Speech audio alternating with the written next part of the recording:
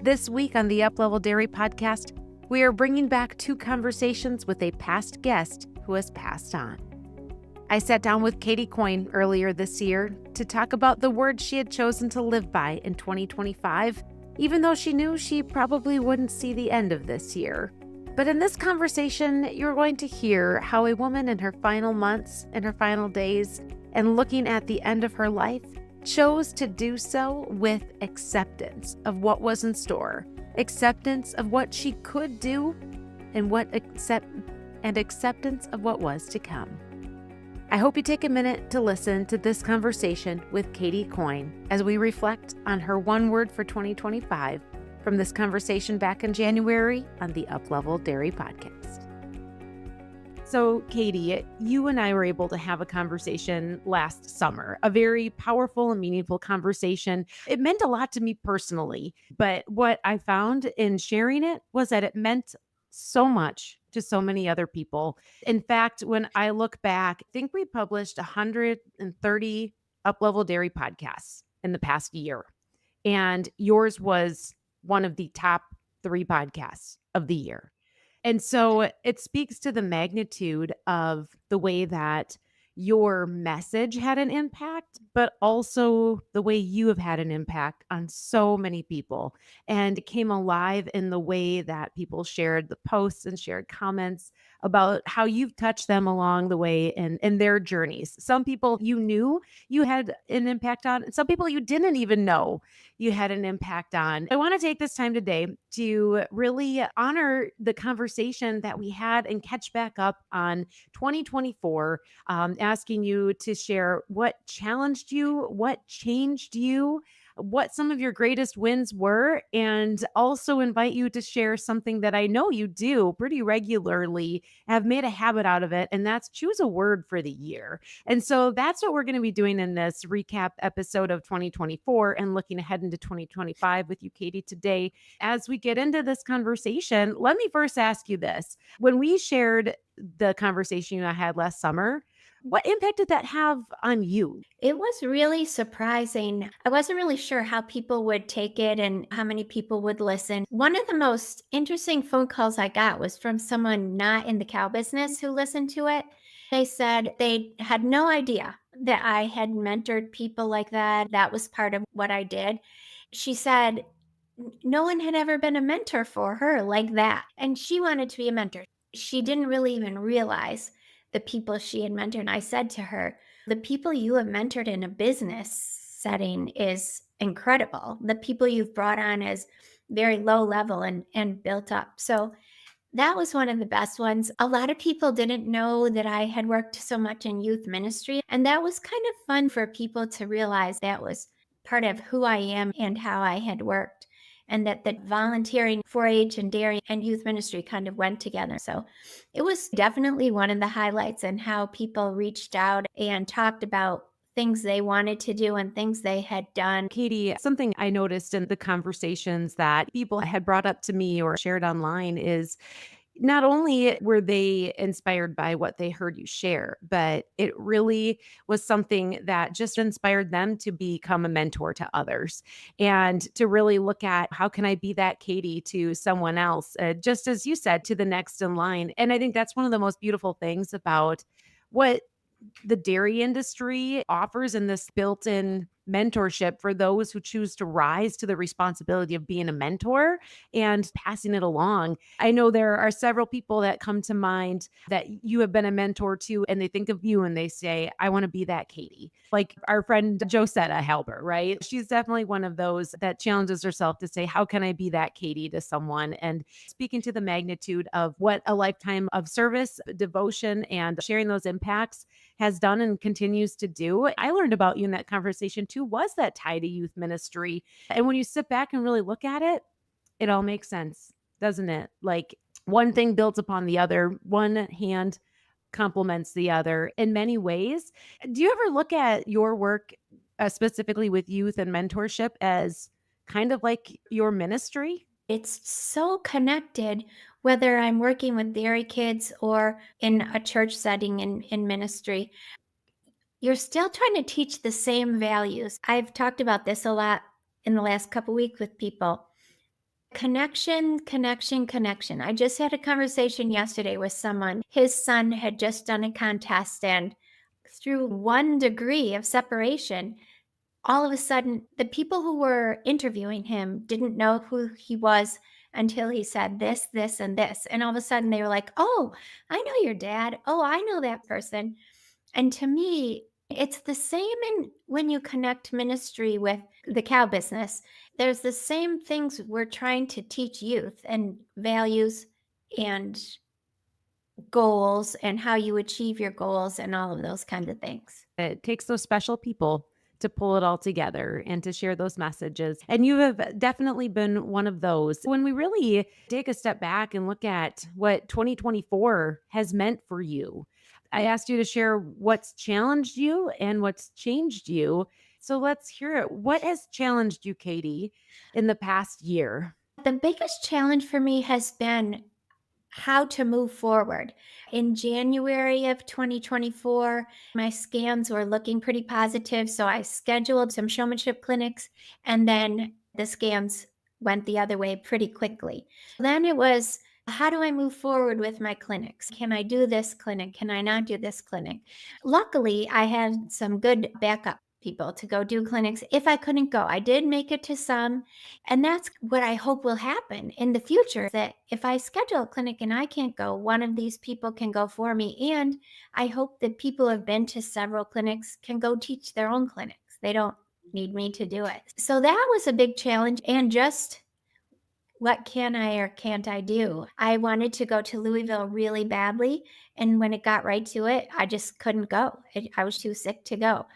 The week before, I wanted to go watch Showmanship at the Royal, which is an incredible show, and we made it happen. My daughter drove me up there and we went to see it. It's just really hard to plan what you're going to do even next week. Professionally, with my show clinics, that was a big challenge of the year for sure. To put a frame of reference around this timeline, it was a year ago that your doctors had told you you probably wouldn't be here now. Yes, I'm getting right to the end of that 15 to 18 months that the prognosis was. And that's a high for sure for the year, is that doctors continue to find new ways to treat cancer. And it's not always pleasant, that's for sure. Can you walk us through a little bit of what's gone on in the past year from some scans that were looking more positive in January? Things started to change. Here we are chatting in December. What's transpired since then? So early January, the scans looked good. March, they didn't look good. It was clear that the chemotherapy hadn't worked and the tumors were growing. So I started immunotherapy. I started that the end of May and did that until October. And then in October, my body was kind of telling me I was in a lot of pain. We did another scan, and that turned out that the immunotherapy wasn't working. So now I just started some really new medicine, an antibody drug conjugate. It's one drug that I take every 3 weeks, and we'll see how that goes. I'll try it 3 times and then have a scan and see what happens. So it's been interesting. At the beginning of all this, 15 months ago, I said, "Oh, I'm not doing anything." And here I am still trying the next thing. When I went to the doctor last week, she said, "This is really an experiment, what we're doing."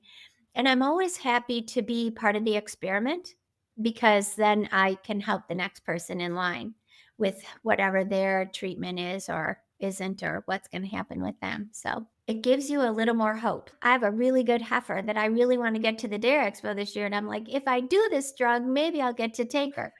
So it gives you that little bit of hope. This drug I'm taking now is really, really new. So you talk about these advancements and medication and drugs and all of that. One thing that you just shared is your motivation. Like you are so not done. You're not done showing, you're not done with clinics, you're not done mentoring, you're just not done. I have a project I want to do for showmanship that we've just started the wheels rolling with that for this spring. And so that is motivating me. And honestly, my family and my grandchildren are so important to me, but we've also spent a year doing all the things we wanted to do. We're all at peace with whatever happens next, I think. But there's these little things that I still want to get accomplished. So I'll try this drug and see if it works. If it doesn't, it doesn't. But I think everybody wants just a little more time. I do think there's a point where you say that this is good. Age or your experience, you're just kind of, okay, I've got this now. But I think people want to have that little bit of hope that maybe this will work. When you really think about the way that every year brings on challenges and changes, this has been a year filled with challenge upon challenge that you've continued to navigate through and rise through. When you really take a moment to look back, how do you think it's changed you? One of the biggest thing, I'm not sure this is a total positive, but to me it is. But I've always been a person who's kind of spoken up, especially in the cow business, and said, are we using common sense here? Are we doing this the right way? Are we looking at the big picture when we make a rule? I'm not a big rule person because I think we need a reason for the rule. And so, one of the biggest things I think about 2024 is I've spoken right up and really challenged people on what they're saying and doing and said, does this make the most sense for the most people or does it just help this small group of people? A couple times, family members have said, did you really need to say that? And I said, well, I have nothing left to lose. So I might as well say it. And at least it will get people thinking about decisions they're making or what they're doing. Any example that you could share? Like, what's something that you've made sure that you left a thought about or challenged a thought? The biggest things is that there was a lot of social media about something going on at the Dairy Expo this fall. I can't remember what it was. Before the Dairy Expo started, I put it right on social media. We're so fortunate to get to go to the Dairy Expo and have this knowledgeable staff and get to go show our cattle. So many people in this country would who have dairy cattle would love to go, and we get to. And so let's not constantly be being negative to the staff and to our board of directors and our committees. Just speak up. I don't know if I would have done that the year before, but I want people to think about the other side of what's going on. Lots of times I just ignore what's going on social media, but I really feel strongly that the Dairy Expo has a totally unique challenge as a staff and board on what they do for us in the dairy show world. So stop complaining and just enjoy it. And you come from that side of not just being an exhibitor and having those experiences, but also being a volunteer and being in the room and leading some changes and charges over the years, specifically with youth showmanship. How excited and proud were you to be able to watch that showmanship competition this year? Well, it was really fun. A group of people got together just a few weeks before the Dairy Expo, and we're hoping that I could actually judge one of the contests, which was so kind of them and thoughtful. I think it would have been a little bit too much for me to judge a whole group, the junior, intermediates, or seniors. So they kind of worked together, and I was given the opportunity to work the Supreme Champion group, so the top two from each class. And that was such an honor for me. I think there were 6 youth in there, all of who, through 1 or 2 degrees of separation, had worked with me at clinics and asked questions and I had mentored. So that was really fun for me to get to do that. And I was really appreciative to the Dairy Expo superintendents for allowing me to get to do that.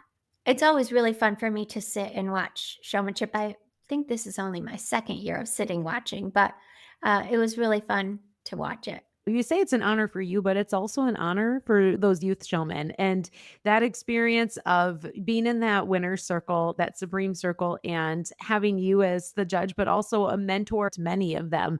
What an honor for youth, right? It goes both ways. So, we talked about some of the things that were challenges, some of the things that changed you, even just giving you that little extra nudge to say, why not speak up for what you believe is right? And you shared some of the highlights of the year, including getting this time with youth showmanship at World Dairy Expo. As you chalk up the other wins from 2024, what else is on your wins list, Katie? The highlight of the year was going to the Dairy Expo for a lot of reasons. Our family started exhibiting there in 1970, and since 1970, we've taken our own cattle, Gone with Show Strings. We all volunteer there. My brother and his family all volunteer at the judging contest for showmanship, for committees, all those kinds of things. So it was definitely the highlight. And then my sister won the Klusendorf Mackenzie Award at the end of the week. So that was, she's so, so deserving and so humble.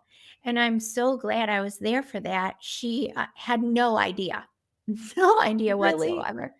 So it was a huge surprise to her. So How does that work? Do they tell anybody or it's a surprise to everyone? it's kind of funny because people who are members of the Klusendorf Society, who have been past winners, they kind of have some ideas. I think it's kind of secret, but during the summer of people they want to nominate and things. So one of those people got a hold of me and I wrote up Joan's resume as well as I could remember it. But she's worked for so many people for so long, it was a little tedious. And I sent that to a past Klusendorf winner, and then he actually nominates her. And then they have a meeting at Expo, and I didn't really hear anything. Thursday morning of Dairy Expo, about 10 o'clock, I thought to myself, somebody better tell me what's going on here. So if she has to be at the ring, we'll make sure she's at the ring. I was so afraid to ask because I didn't want to know if she didn't win it. So the funny part was my whole family went to the show ring and Joan wasn't there. My brother had to go back to the barn and say, "Come on." And Joan's thinking, "What is the big deal?" So it was really funny. And then my niece Rachel recorded it and did such a great job. It was so fun and so great that she won. What an expo. And just so amazing when you look back on everything that's transpired in the year. It speaks to the resilience that I've seen in you year after year since I was a little girl watching you. You're dealing with a lot, your body's going through so much, but yet you weren't going to miss a moment of being there. And even in your moment of being there, you're still Katie. You're still the Katie that is watching the kid and encouraging them and making sure that you go up and tell somebody, here's a tip, you did a good job. You're still the same Katie doing everything that you were so known for doing in the show ring, outside the show ring with youth. And it's amazing, Katie. It truly is. What else is on your wins list? Funny things that happened this fall. I have to tell the story. My sister ran the Philadelphia Marathon 2 years ago, and then this year she was going to run the half marathon. The day before the half marathon, she sent me a note and said, Maggie Murphy, who's a good friend of ours, sent me $100 for the fundraiser. And if I get to $250, I get to go in the good warming tent and use the warm bathrooms instead of the porta potties. And I said, "What are you talking about? What fundraiser?" And she said, "I can run for cancer research. And if I get to $250, I get all these benefits." I said, "Well, my sister's not that great on social media. Let me set you up a fundraising page. And I'm pretty sure we can get you the $250, Joan." And this was literally the day before the race. We started the fundraising, and I set a goal of $3,500. Before she started the race, we were at 3,500, and by the end of the weekend, we were at $7,000.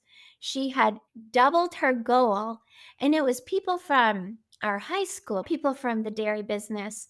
One woman gave a very generous donation. Her mom's just going through another round of cancer treatments. My nephew gave a very nice contribution. He's very successful in his business and gave a huge contribution as well. And just $25, 50, 100. And it was so fun to see that support and to have that support. I felt supported and she felt supported. Then she got the cool warming tent and the good food and the warm bathrooms when she got done. So it was incredible. It was an incredible weekend to watch people support her in her run and cancer research.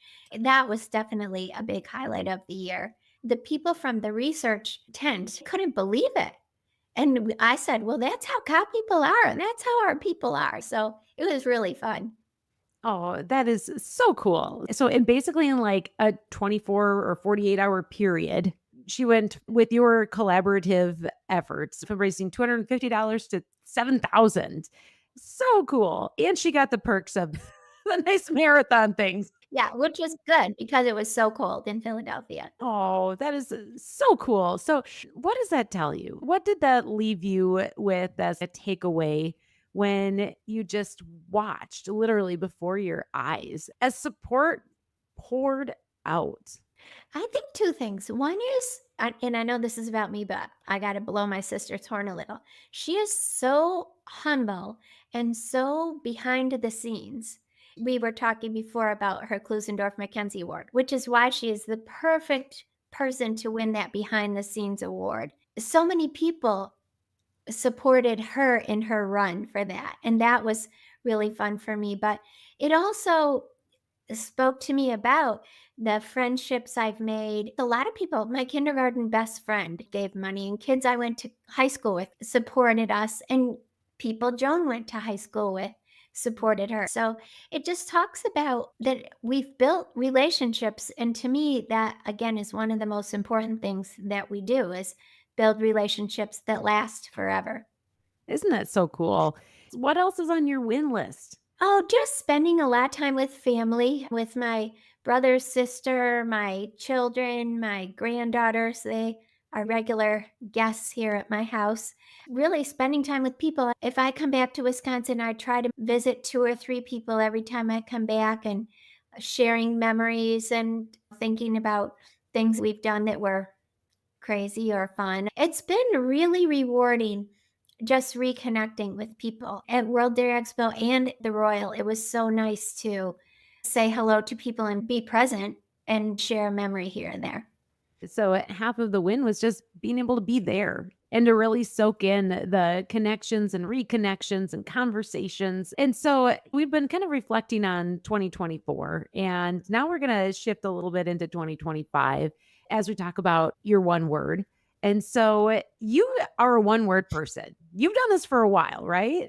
Yes, I think I did, started it. You started it whenever that was. And right away, way back then, I started finding a word for the year and keeping it front and center to remind myself what was going on. What was your 2024 word? My 2024 word was pretty simple. It was just hope.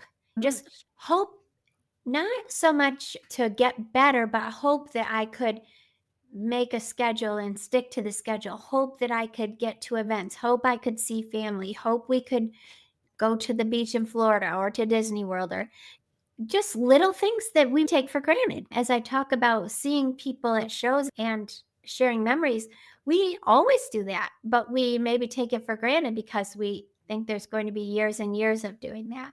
So that 2024 was pretty easy for me to just have that simple word of hope. And I can tell you lived by it because even in our previous conversation today, you have mentioned that word more than once, that word hope, in what you've outlined as some of the highlights of the year and how you've also been challenged and changed. That hope is something that shines through what you shared there too. Do you have your word picked out for 2025? I kind of laughed when you first sent this because there's a lot of days where I've been joking about my word is hopeless this year. But I had to really think about it because there was a point a couple weeks ago where I just saw I don't think I'm going to pick a word. The word should be something to look forward to and something to challenge ourselves. And I thought, I think I'm just going to skip it. And a memory came up on Facebook from our friend Josetta Halber. It said her word several years ago was acceptance. And I thought, oh, that's so much better than hopeless. I wrote it down and sent her a note and said, I'm stealing your word from 4 years ago. And acceptance, not necessarily accept my prognosis or accept how I feel every day or accept that I have to sell some of my cows to make this manageable here and things like that. But just accept the challenge. Accept, okay, I want to get this showmanship project going. Let's get it done. Accept that I can travel this week, but I can't travel that week. I'm going to write it in big letters and keep remembering to accept whatever's going to happen next. Oh, Katie, that is so powerful, so meaningful. And as you say that, echoing in my mind is the serenity prayer. Hold on, I will find it. I need to find it right now. Ah, God grant me the serenity to accept the things I cannot change, courage to change the things I can, and wisdom to know the difference. My daughter has that in her kitchen, so maybe I'll steal her little plaque. Oh, well, once again, as you share your word for 2025 and even the story behind how you weren't sure if you were even going to pick a word, but this one again, and this is an example, Katie, of a person that you have leaned into as a mentor who now you've been inspired by in some way, and that's giving you this word that you will live by in 2025, and it's put a lens over things of acceptance of what you cannot change, but also the other side is accepting what you can and still are able to do, and that speaks to this resilient and positive attitude that you have and that you've shown through so many years. What an incredible reflection on 2024, a powerful one, and also a solid word to live by in 2025. As we close out our time together in this conversation, Katie, what else would you like to share? To go back to what we talked about in our first podcast is I think it's important for people to remember that there's always someone watching you and what you are doing and how you're presenting yourself. So, for example, I did ministry in the Catholic Church where we're supposed to go to Mass. And I was used to think about other people in ministry. If you don't go to Mass, then why would the kids go to Mass? So I was made it a point. Many weeks I went to all 2 or 3 masses that week just so the kids could see me there. And same in the cow business. If you have a display, but put up nice signs, keep your display neat and clean and your cattle clean. I'm big on brushing calves throughout the day. Keep your cattle nice and clean and brushed off and tails fluffed. That's what people see. And it starts with those simple things. And I hope that's how I have mentored the big things like how people show their cattle in showmanship. That's an easy thing to see, but it's the little quiet things you do subtly that hopefully make people say, oh, maybe that's what I should do instead of this or that. Sometimes it's better to just sit back and be in the background and have your actions be louder than what you're shouting at people. Oh, no, that's very powerful as well, Katie. And as you were talking about that, these words kept tying together in my mind. I'm thinking of these, I call them 4 ships, right? We've talked a lot about mentorship, and that was a piece of what you just shared. I think within this vein, you also talked about discipleship, right? And being a leader by action in the way that you showed up at church as a youth minister. But also, we tie in herdsmanship and showmanship, right? And it's all these ships. And I just see you as the driver of these ships. And it's so interesting as you talk about we have things that we speak up for with our words, but we have things we show up for with our actions. And that's where it all comes together: mentorship, discipleship, showmanship, herdsmanship. You're the captain of the ship, Katie. Never really thought of it that way, but I would like to think that that's how I go. I don't know if I need to be the captain, but first mate, maybe. Yes. And so grateful for all of those things as well. And so, Katie, I want to end with, I guess I have one more question for you. One more thing I'd like you to share, tapping into your wisdom today. So many conversations were started from our initial podcast last summer.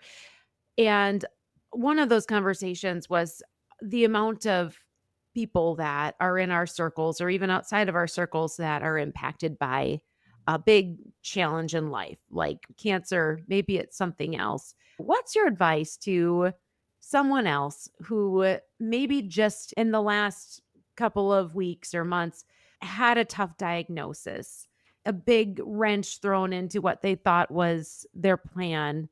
What's your advice for someone that is in that spot on how they can make 2025 a year they can look positively into the year ahead?